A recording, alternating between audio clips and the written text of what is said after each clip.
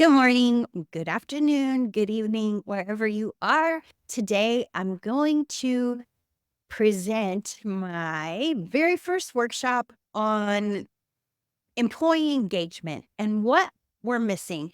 This is research-based, backed with data and statistics. This is why your employees are not engaged and exactly what to do about it. Have you ever had a bad boss? Raise your hand.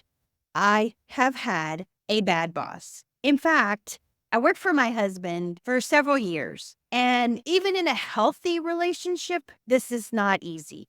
Granted, his business was a blue collar business. It was like a car garage, but he was the worst boss I have ever had in my life. So I know the difference between a good boss and a bad boss. But he was so mean, he would just fire people. And the reason I have a Christmas tree on this screen is because the day after Christmas, he fired 90% of his staff because he just felt like it. I don't know. He's just done this all of his life. In fact, fast forward 30 years later, my two sons go to work for him straight out of college, straight out of Texas Christian University with degrees in political science and logistics. They go to work for their father. Yes, the money was good, but the boss was not. The stress was there. In fact, he didn't fire them, but he just cut up their credit cards, had a temper tantrum, blew out of control. And so for 3 months, my boys were unemployed. Fast forward those 3 months later, they got awesome jobs. And here is what the difference was. They both went to work for consulting companies. They both went to work for companies where, yes, it's white collar business, but the bosses care about them. They care about their team and their staff. In fact, my youngest son, who is a Gen Z, has a great job with a lot of people the same age as him. And they have benefits and amenities for their team that is just awesome. He's like, they have free soda, they have a stipend for coffee per day in their coffee shop. And it just makes the work so much better, the team so much happier and productive. The difference between the bad boss and the good boss is the bad boss has a tie to his employees where he's forcing them to have to work for him. They can't go elsewhere. This is a blue collar working garage type business, and the people that work for him are dependent upon him. Whereas when you come over here and you have a company that's run efficiently, run properly, run kindly, you have a team where they want to work for you, they want to produce for you, they want to give to you. And instead, the business is run a whole lot better, a whole lot more efficient, and a lot happier.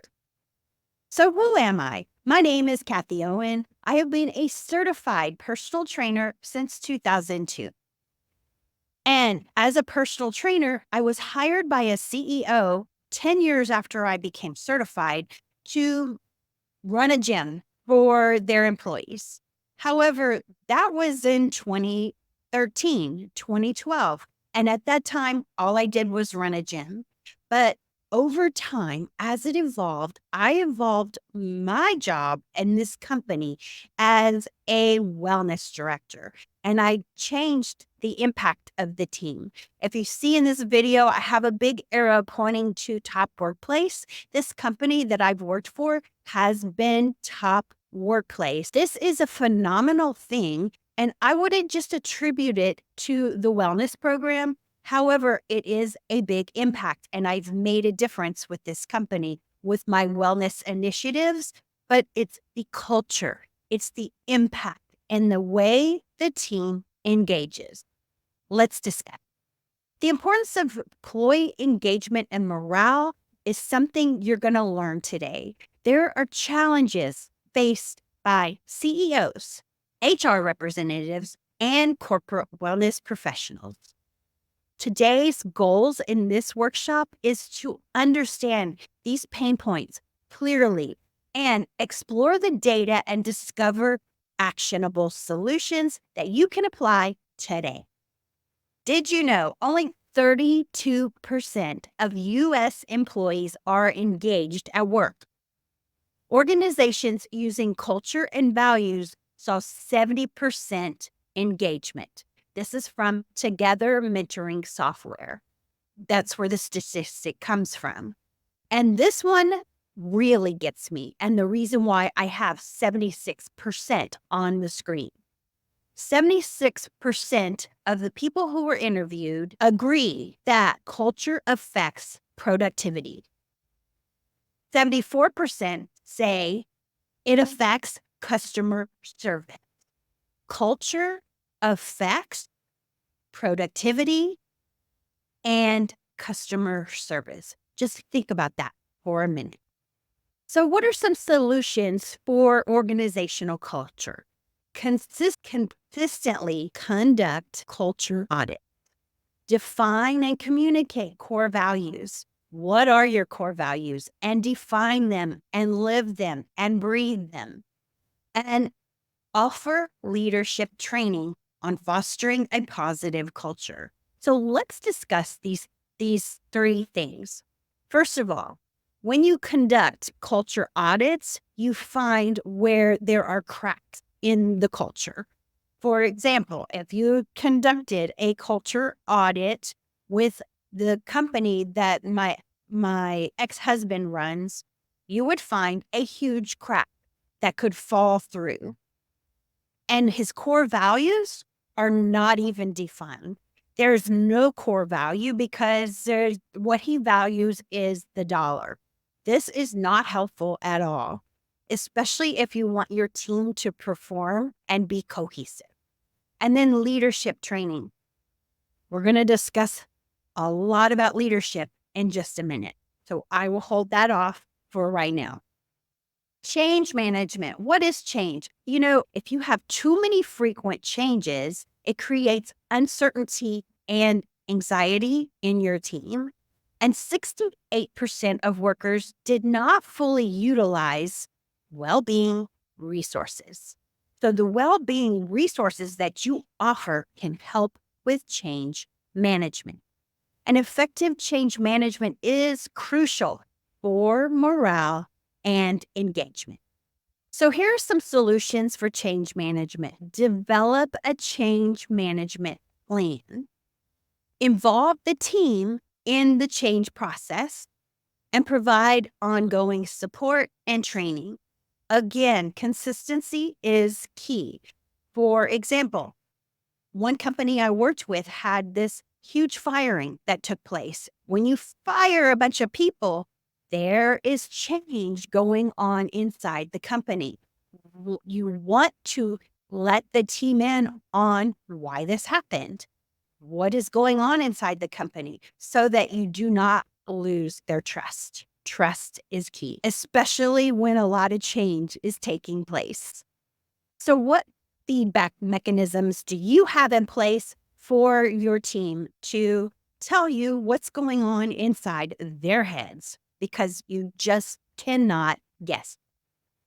63% of workers cited poor communication as a reason to quit. And valued and recognized employees are significantly more engaged.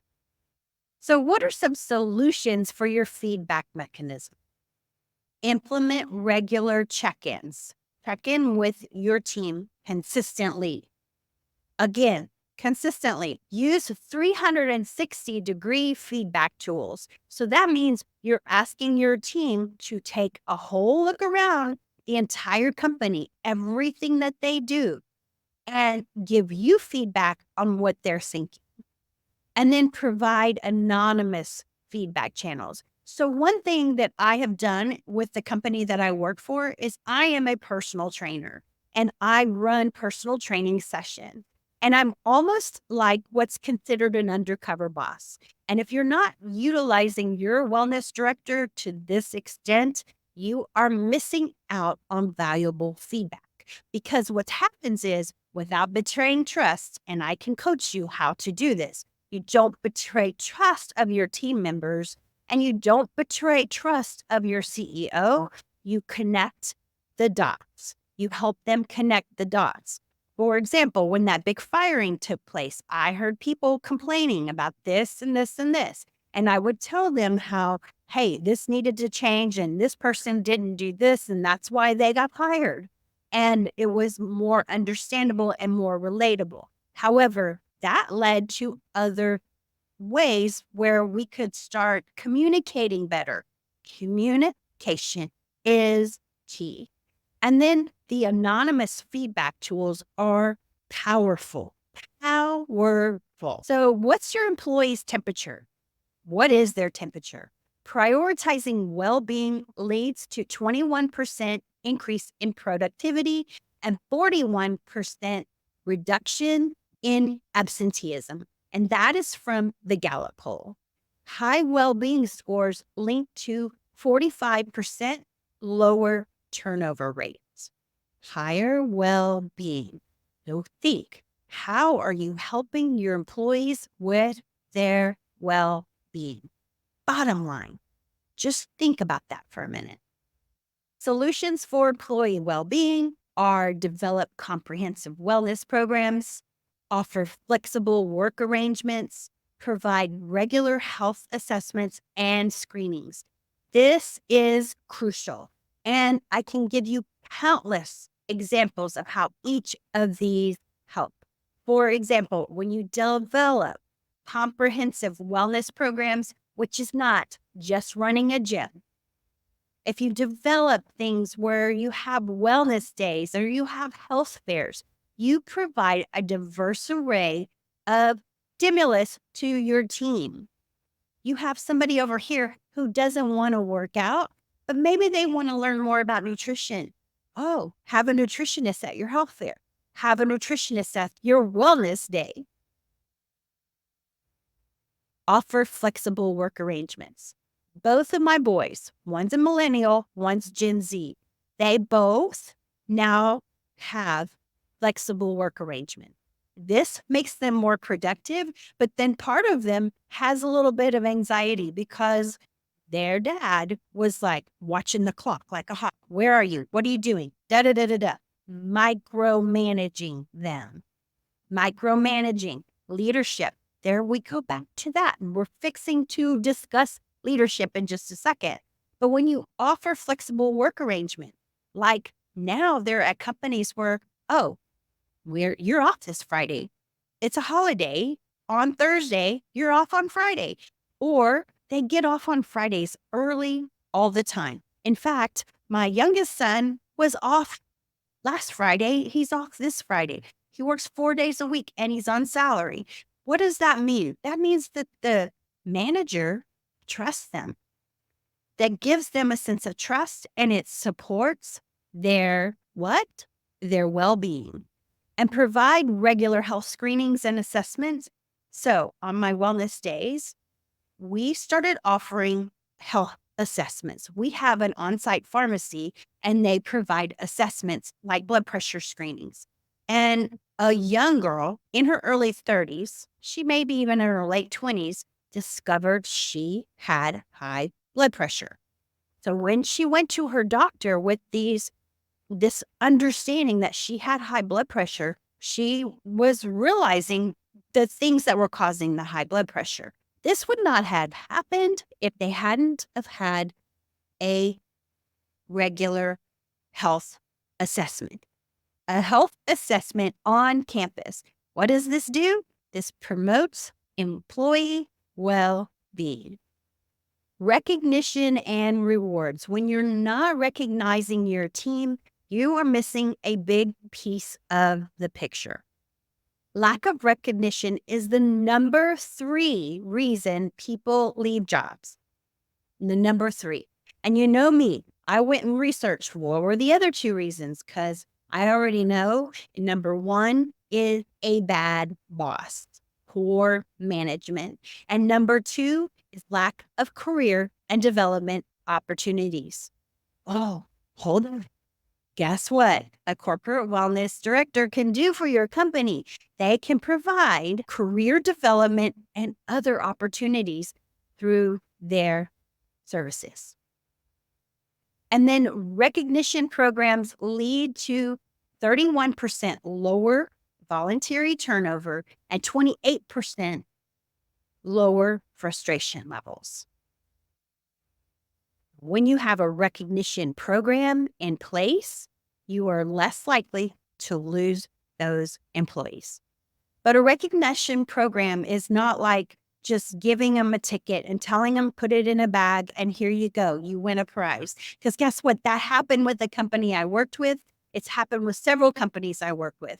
No, we need digital rewards. We need rewards weekly. We need reward often. You'll hear me say this all the time. Celebrate your win. Because what happens when you celebrate your wins, you build upon them. They make you feel better and better and better. And when you do that, things start going the what? The way you want to run your business, not the way your employees are telling you to run your business. So here are some solutions for recognition and rewards. Number one, personalized recognition programs, frequent and timely recognition, and incorporate peer recognition. So recognition personalized could be, hey, you've had your anniversary. We're going to recognize this. We're going to put it not just in the newsletter, but let's have a board in our break room where we go, hey, look, this employee made this many years. So congratulate them. Go congratulate them. Because let me tell you something. Interoffice email communication is not the way to recognize people. Why? Because probably only 5% of your team is going to read that newsletter or read that email. How do I know this? Because as the corporate wellness director, I would send out emails all the time and crickets. But when somebody with power sent it out, it was different. They read all the words that came out of there. So when you're HR, when you're a corporate wellness person, when you're their fitness person, they're not going to look at it because they're like, probably bad news. I don't even have time to look at this. But when you obviously recognize them, when you have celebration parties, when you recognize the team for what they're doing individually, it makes them feel better. And you want frequent and timely recognition. When I said a minute ago, you want it once a week is awesome. Because if somebody's hearing from you once a week, they know they're doing what they're supposed to be doing. And they feel better about it. And celebrating wins is a big deal. It produces more success. And then when you incorporate peer recognition, you have other employees go, hey, look, Kathie's up on the board. She's been here 12 years. Look at that. That's pretty awesome. Let me go congratulate her. Let me go talk to her and see what happened. Because then that leads to mentorship. That leads to other things that come with peer recognition. So I'm going to provide some additional solutions across all areas that will engage your team members and attract and retain top talent. Leadership development. Remember that career and mentorship and leadership that I've been talking about? When you offer leadership coaching, it helps. When you enhance manager skills in driving engagement, it helps. And the big word of the day, stay consistent. I can't tell you how many times I have seen them go, oh, this is a great idea. I'm going to go do this. And then they do it once or twice, and then it's done. This is not effective. And in fact, what you're doing is you're enabling the bad leaders to keep doing what they're doing. I promise you, I've seen it across the board. When you're inconsistent, you enable bad leaders to keep doing what they're doing. What happens with that is it trickles down to the team and they keep doing what they're doing. And that's why what change management is not working. So you want to offer leadership coaching. You want to enhance manager skills and driving engagement with the team. And you want to stay consistent. Employee development and growth. You also want to create the same thing for your team. You want to create personalized career development plans from the little guy at the bottom to the big guy on top. You want to create personalized career development plans. You want to provide continuous learning opportunities for your entire team. Here's one book I highly recommend all CEOs read and everybody inside your company be aware of, and it's called The Ultimate Sales Machine. I invite you to go check that book out. It's by Chet Holmes. It's packed full of value, and it's not just about sales. Yeah, it actually changed my life when I found that book. And I was like, where's this book been all my life? And it will change your business and it will change how you do employee development and growth. Communication. We all know communication is key. So you want to hold regular meetings. I would rather call them open forums and town halls, and ensure transparent communication. One key that I have found that helps with communication, if you're even slightly struggling with this, is to start hosting lunch and learns. Because the lunch and learns, what we do is we invite 10 people from around campus, a diverse array of people in diverse departments, and we hold these lunch and learns with one of the executive team members. The executive tells what's going on inside the company in a relaxed, comforting environment. Then we go around the table and everybody introduces themselves. What happens is this person over here is sitting there seeing, oh, I've been in the company for 2 years. And so is this person over here. But this person over here is now a team leader with such and such department, and they can connect. Or at the very least, you're going to have people go, oh, I see she's working over there. Maybe there's a place for me over there. I'm going to start looking over there. I'm going to start looking at the job postings that we're having on site, and I'm going to start trying to better myself and move up. That's what you want. What happens, another thing that happens is it's transparent communication. And it was a very valuable resource, and it opened up communication. Build a supportive environment. Establish mentorship programs. Create support groups of employees, and also utilize the employee resource groups. One thing I have done whenever we have a health fair is I make sure that I have resources that we use. One big benefit that I do inside my health fairs is I invite our insurance company. Cigna is our current insurance company, and I invite they call them the broker of that service. And what they do is they come out and they bring out all these resources that we didn't even know we had. But when you're at the health fair and you see, oh, we have this mental health resource that I never even thought of using. And I tried it and I was like, oh, okay, this is cool. That's what the employee does. Another thing, like I mentioned in the Lunch and Learns, you establish a mentorship program where you can go have the team leads hold a mentorship program and have their own lunch and learn, their own workshop, like taught by Chet Holmes in The Ultimate Sales Machine. And what happens is these employees can find somebody where they can move up in the company. They can understand what's going on inside the company. And then you want to monitor and evaluate. You want to conduct regular, consistent employee surveys and assessments, and use that data for informed decisions and adjustments. And celebrating success. You know, you already heard me say this, but organize company-wide celebrations and events and feature employee spotlights. Celebrate their success and do this consistently on a regular basis. Implement performance-based incentive programs.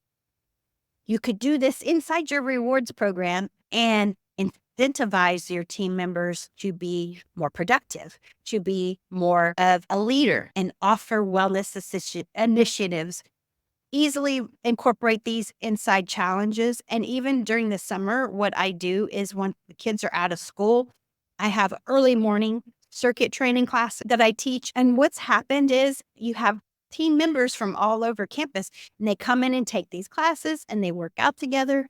And a bonus for them socially, as well as a bonus for their wellness. So let's recap the reasons for lack of engagement, which are a disorganized culture, change management, there's none of it, there's no feedback mechanisms, and you want to start recognizing and rewarding your team. Hopefully today you realize the importance of investing employee well-being and achieving broader business goals through enhanced engagement and morale. Bottom line, I am offering for a very limited time and a very limited space, a workshop on how to host a health fair. Not just a plain health fair, but one where your employees are engaged, they're happy, how to have the right vendors there. There's so many nuances that go on in setting up a really valuable resource of a health fair that I want to coach you on. I want to teach you on how to do that to improve your team, to improve your wellness. Maybe you want to send your HR representative to this. Maybe you want to send your corporate wellness director to this. Or maybe you are a corporate wellness director and you're thinking to yourself, well, I already have a health fair, but nobody really came to it. Nobody really attended. Let's change that. Let's change that starting now. And I have bonus resources on biohacking, which is the new thing nowadays, which is being proactive in our health and wellness and living longer, healthier, better, and happier. And just imagine what that will do for your team. All right. So that was my episode for today or my workshop. I trust that you found it helpful. If you'd like more information, you're more than welcome to come visit us at kathieowen.com/corporate wellness. Links will be in the show notes and description below. But what I most hope you learned today is that employee engagement will make a massive impact on your business. All right, that's my episode for today. I trust that you found it helpful. If you know someone who can benefit from this, please share with them. And until next time, I will see you next time. Okay, I'll see you in the next episode or the next workshop. Have a great day. Peace out and namaste. Be out.